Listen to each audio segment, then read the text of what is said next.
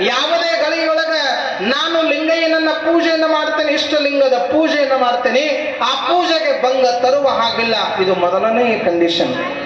ಇನ್ನು ಎರಡನೇದು ಯಾವುದು ಅಂತ ಕೇಳಿದ್ರೆ, ನಾನು ಪೂಜೆ ಆದ ನಂತರದೊಳಗ ಇಲ್ಲಿ ಬರ್ತಕ್ಕಂಥ ಅನೇಕ ಜೋಗಿ ಜಂಗಮರೆಲ್ಲನ್ನ ನಾನು ಆಸ್ಥಾನಕ್ಕೆ ಸ್ವಾಗತವನ್ನ ಮಾಡಿಕೊಂಡು ಅವರಿಗೆಲ್ಲ ಪ್ರಸಾದ ಏನೆಲ್ಲ ವ್ಯವಸ್ಥೆಯನ್ನು ಮಾಡ್ತೇನೆ.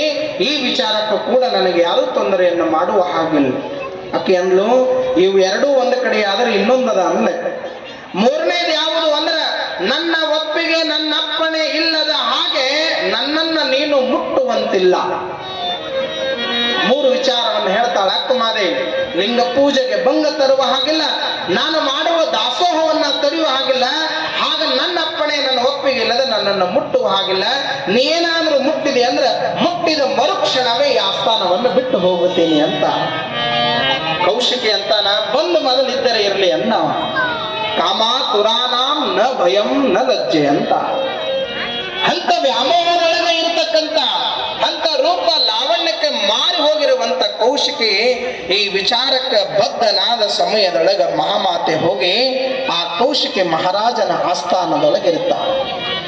ದಿನನಿತ್ಯ ಬೆಳಗ್ಗೆ ಎದ್ದರೆ ಸಾಕು, ಬ್ರಾಹ್ಮಿ ಮುಹೂರ್ತದೊಳಗ ಸದಾವಕಾಲದೊಳಗ ಲಿಂಗ ಪೂಜೆಯ ಧ್ಯಾನಾಸಕ್ತಳಾಗ್ತಿದ್ಲು, ಲಿಂಗ ಪೂಜೆಯ ಆರಾಧನೆಯನ್ನು ಮಾಡ್ತಿದ್ಲು. ಅದಕ್ಕೆ ಸುಂದರವಾಗಿ ಹೇಳ್ತಾರ, ಲಿಂಗ ಪೂಜೆಯ ಮಾಡೋ